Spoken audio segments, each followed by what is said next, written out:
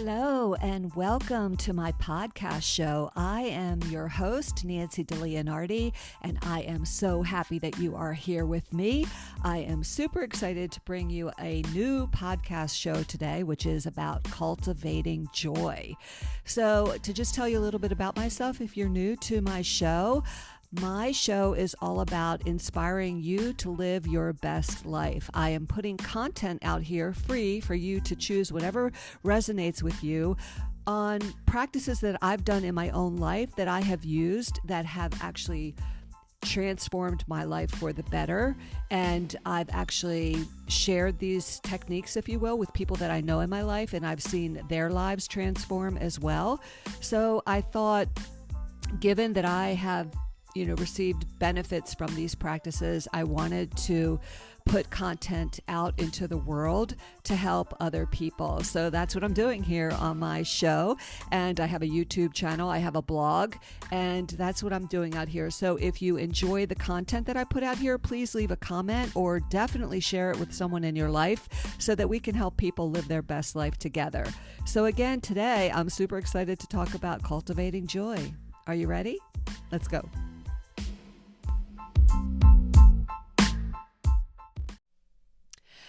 Welcome to this episode of my podcast show called Cultivating Joy. I am super excited to talk about this content today because joy is something that you have to cultivate.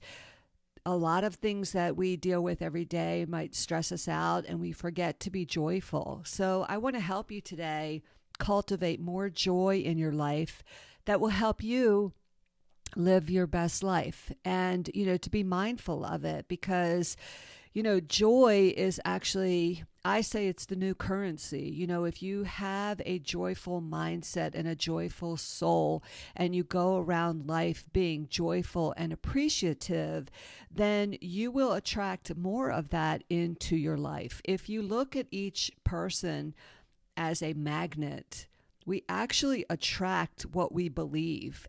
Our energy attracts more, like attracts like. So we attract more of our likeliness towards us. So we have to be really mindful in where we're putting our attention and what we're focusing on if we want change and we want things to happen for us for the better. And I can say, as a testimonial that I made this shift myself. For many, many years, even decades, I just lived life without any intention or focus. I just went about my life and just really thought that life happened to me and I had no control over it. And I just had to deal with whatever was in front of me and there was nothing I could do. And then I learned about the practice of what you focus on grows. And I started to make the shift. And what I had to learn at that time in my life was everything that was happening to me then were from previous thoughts that I had. And so I had to ride out those thoughts and wait for the new thoughts and the results of those thoughts and the events of those thoughts to show up in my life. Now, please don't turn this off. Keep listening because I know I might sound like a woo-woo little crazy woman to you right now, but trust me, please hang in here with me, please. Because as you know, I'm here to help you live your best life. And I'm sharing with you things that I've done that have worked for me. And if you hang in there with me, and don't discount this as silly nonsense and actually try the things that I'm sharing with you, I can't wait for you to reach back out to me and share with me the joys and the shifts that have happened in your life and that you're finally living the life that you wanted to live. Because for me, I guess I grew up in a negative environment, where negativity was really at the forefront of my life all the time. And I remember in my youth always saying, I just have a black cloud over my head and no matter what I do, it's just not going to work out because that's just the way my life is. Unbeknownst to me, I was actually creating more of that in my life because that's what I believed. Fundamentally, that's what I believed. And I went, I have this saying where I make drastic changes in my life when I am sick and tired of being sick and tired. Are you sick and tired of hearing yourself talk about how sick and tired you are of whatever it is.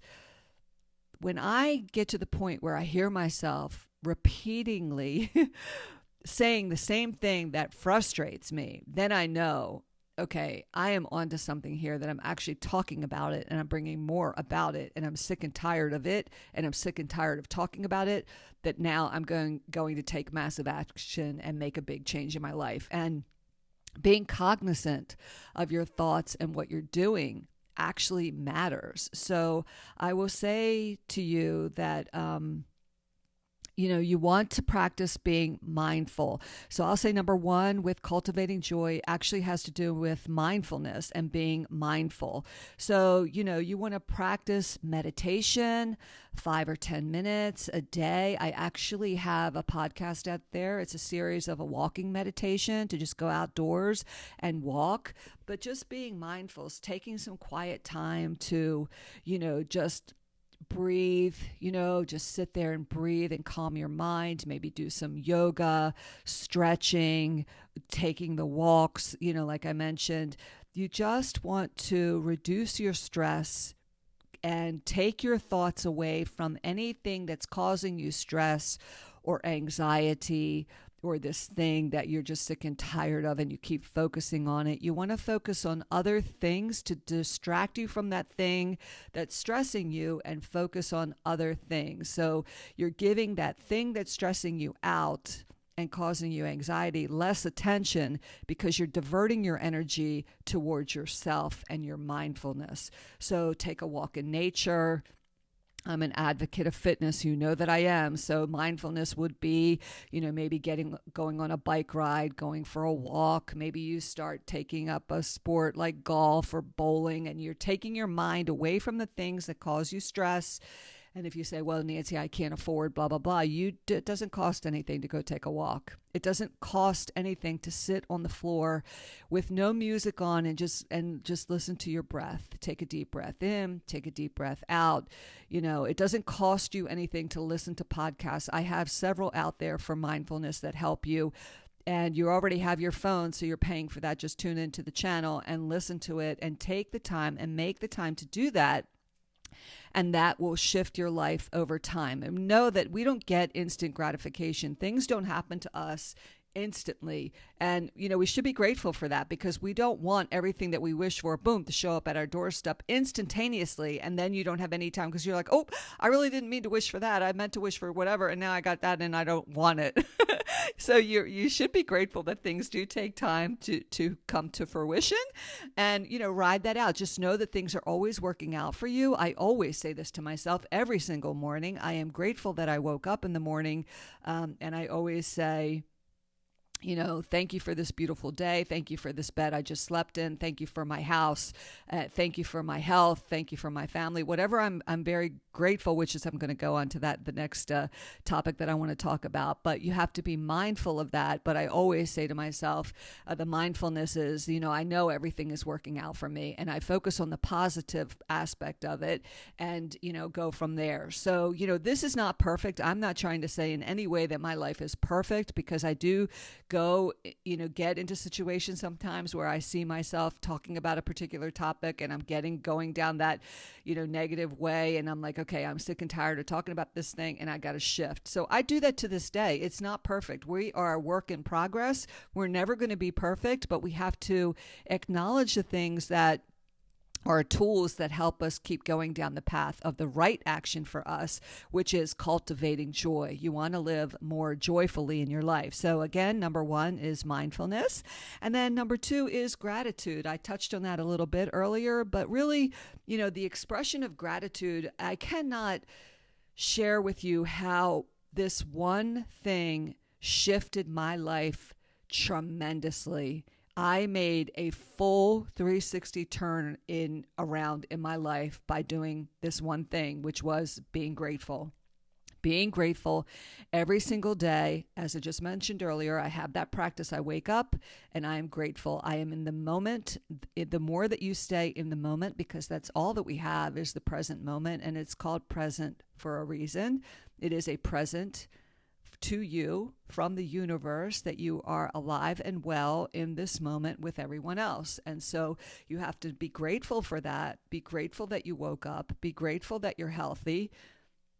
And even if you're not perfectly healthy, you are healthy enough to be, in the progress of mending. It just, things take time, and your mental attitude will help you. It will aid you in getting there sooner, believe it or not. And I'm not a medical doctor, so please don't take this as medical advice. I'm just saying that your mindset really does matter. And if you are grateful, it just helps you, stay in a happier place and keeps your vibration, higher. So for you, if gratitude is something spoken, and you say it in the morning, like I say, or if you prefer to write it in a journal so that you can reflect back, because sometimes it's hard to grasp the thing that's going to make you happy. What are you grateful for? Because you're in a really bad way, and you can't really think of anything to be grateful for. I have been in those shoes where my world fell apart on me, and I couldn't think of anything to be grateful for.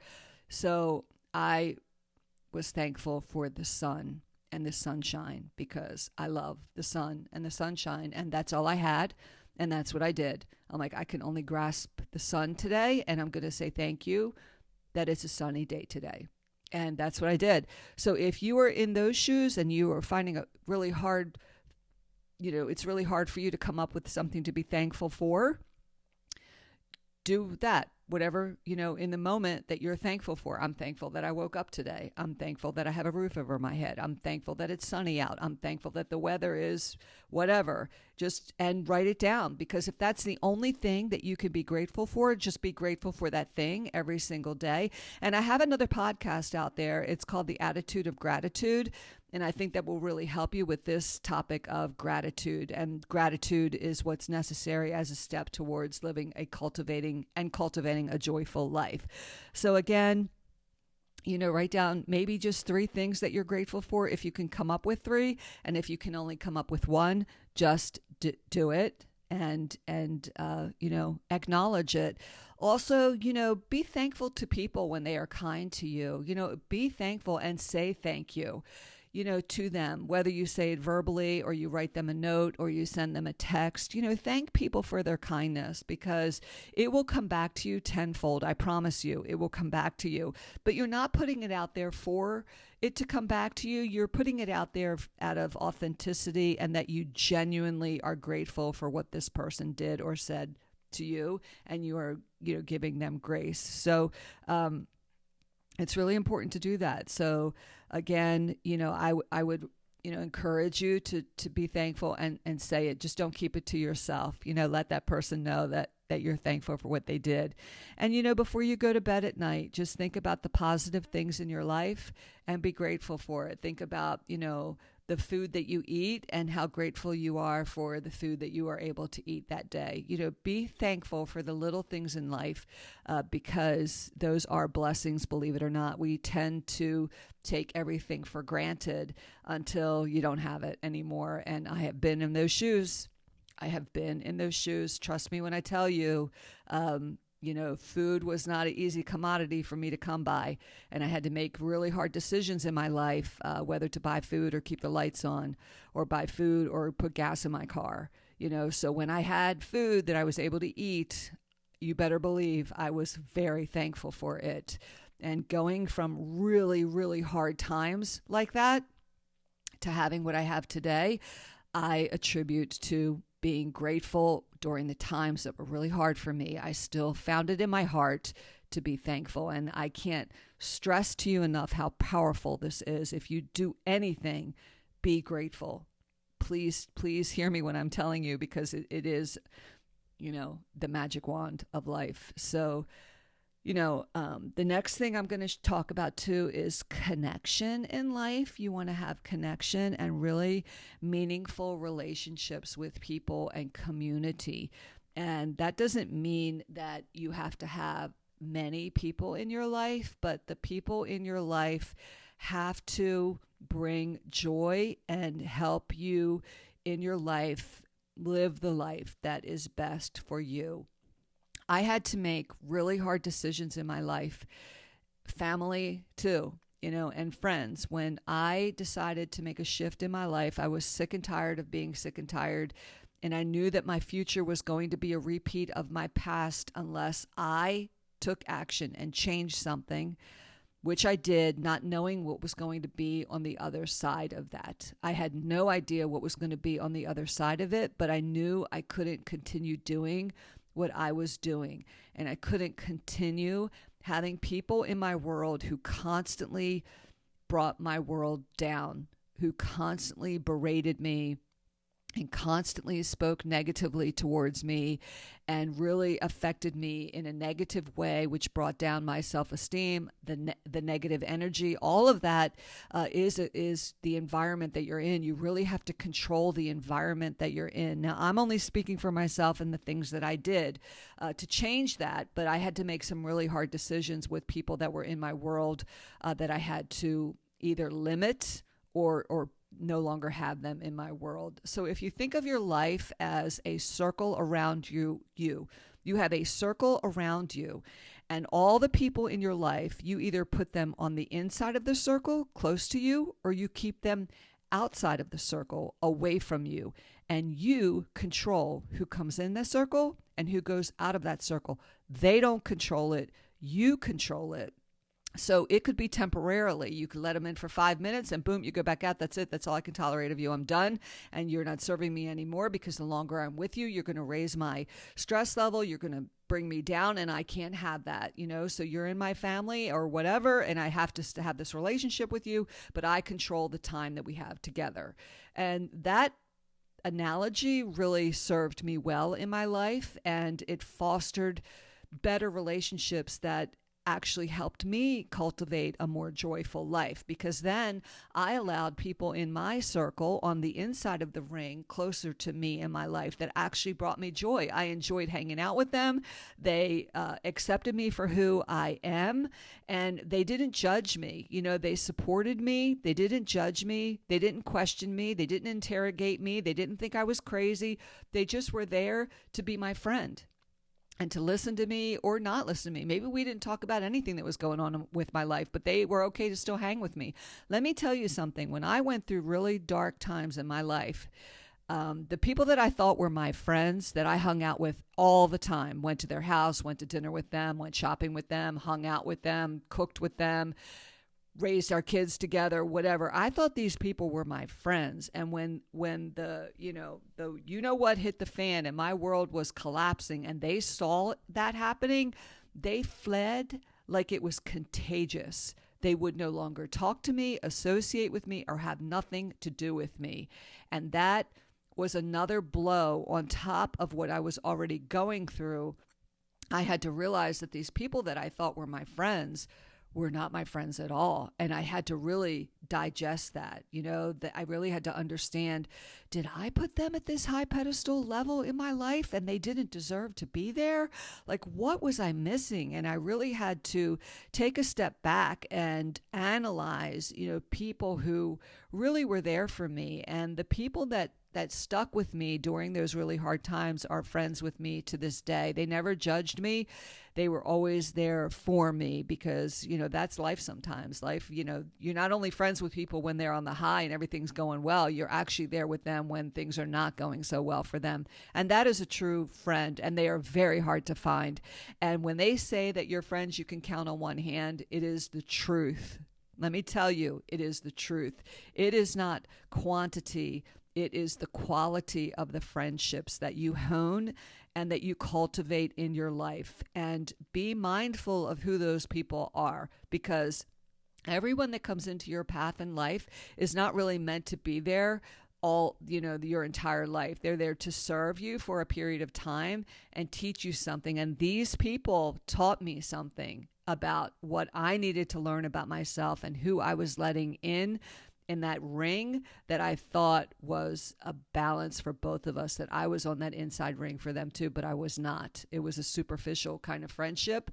And I, thank them for the lesson that they taught me, although it was really, really hard. So, you want to make good connections with people, and you want to put yourself in environments where, you can make new friends. I talk about in my other podcasts about, joining a fitness class. I always am going to refer to Zumba because Zumba is my love, but it is a place where I've seen so many friendships grow. And it could be that superficial friendship. It could be not really superficial, but it could be your accountability partner, right? Your gym accountability partner, that this is your friend that you're going to meet every Tuesday night in Zumba class. And you know that they're going to be there and they're waiting for you to show up because you two hold each other accountable for getting your health on track. So again, you want to participate in communities that you have similar interests in, and that you then your energy will attract people like you with the same interests that will support you,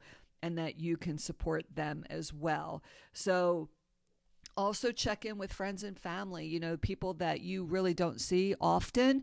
I know a lot of times on social media, we feel like that's a check-in, and it is. It's kind of nice to just reach out. I'll call people randomly just because I want them to know that I'm thinking of them, and it's not just a social media because, I have a lot of friends in real life, and they don't like anything that I post on social media, and I could care less because I know when I pick up the phone and talk to them, I'm going to have a really great conversation with them. So social media is its own little thing, and people put way too much emphasis on likes on social media, and that is not an indicator of a relationship that you have with people at all. Please believe me when I tell you now that is superficial. Social media likes and follows and whatever is not real, and don't even give it any of your attention or energy. And I've been guilty of that myself, and why I took myself off of Instagram because of a lot more. I'll create a podcast about that someday, but just know social media is what it is, and it's really not meant for you to build friendships there. Now, people have, I've heard of several people who have found the loves of their lives off of social media, which is beautiful, but I don't think it's the norm. It can happen, of course, definitely can happen, but it doesn't really validate your friendships. Friendships are honed in person with people, in conversations with people, FaceTime, see the person that you're talking to, talk to them, and let them know, that you're there for them, and you're enjoying the conversation that you're having with them in that moment. So I will just wrap this up by saying that joyfulness, living a joyful life, is a life of no expectations from anyone else. The life that you live is actually for yourself. It's really all about you. It's not about other people. And I really want people to understand this. To make the shift of pleasing other people really doesn't serve you or your soul well. Once you get yourself in alignment with who you are, and the joy that you have just being in your own body and being in your own company and knowing the things you like and the things that you will tolerate, the things that serve you well, and doing service for other people, helping other people when you can, being that good neighbor, that good friend, that good, mentor, whatever it is, that you are authentically being that person because you know who you are. You know who you are. You like who you are. You are not comparing yourself to anyone else on the planet. Remind yourself that you are unique and you are perfect as you are. Think of your fingerprint. Show up for your fingerprint in life every day. It is okay to be you. It is okay to be you. And once you understand this and you own your own power, then no one else can knock you off your course in life. And you walk around in life with a presence of joy because people want to be around you. They feel that positive energy from you because you are loving yourself as God loves you. You acknowledge that you are His unique piece of art and that you embrace who you are, and you are living your life with intention and morality, and you are living with good intention, and you are serving other people the best that you can, but you're not there, to meet anyone's needs or serve them for their agenda. You're actually there in your life because you put them in your circle. Remember the circle. You put them in the circle because you enjoy the balance between the two of you, that they're getting something from you out of life and you're getting something from them out of life, and you are elevating each other because of this friendship, because of this relationship. And people will have their ups and downs, and sometimes you just have to be silent and listen to someone. They really might not want you to fix anything for them, but they're your friend and they just have to let it out. And you're there to just listen and let them be and say what they need to say. And then if they ask for your advice, you can give them your advice. But sometimes you just have to be that silent person for them. And that they feel comfortable enough and trust you enough that they can be that person, and that you are the vault. You're not going to then go and gossip. There's no need for that, because that's not really a true friend. A true friend is there, and then you just let it go and you move on. And that's what you do. So cultivating joy is being mindful of your life, being mindful of your energy, being grateful for things that are in your life, and having connection with people that bring value to your life, enhance your life, and vice versa, right? So I hope that this podcasts help you cultivate joy in your life so that you can go through life and live a joyful life, because joyfulness is the new currency. You know, living your life fulfilled and joyful brings such high energy to the universe that you actually raise the level of the universe with your joyful energy. So I hope that resonates with you. Please leave a comment. If this podcast helped you, please share it with other people. Please be sure to check out my other podcasts. They're all here to help you live your best life. I have more about, my topics that I talk about on the podcast on my blog at nancybeinspired.com. Check those out as well. And if you're looking for some quick fitness tips too, I have a quick series on YouTube for you to check out, quick little bursts to help get your energy up too. So I hope this helped you today. I hope you have a beautiful day, and let this inspire you.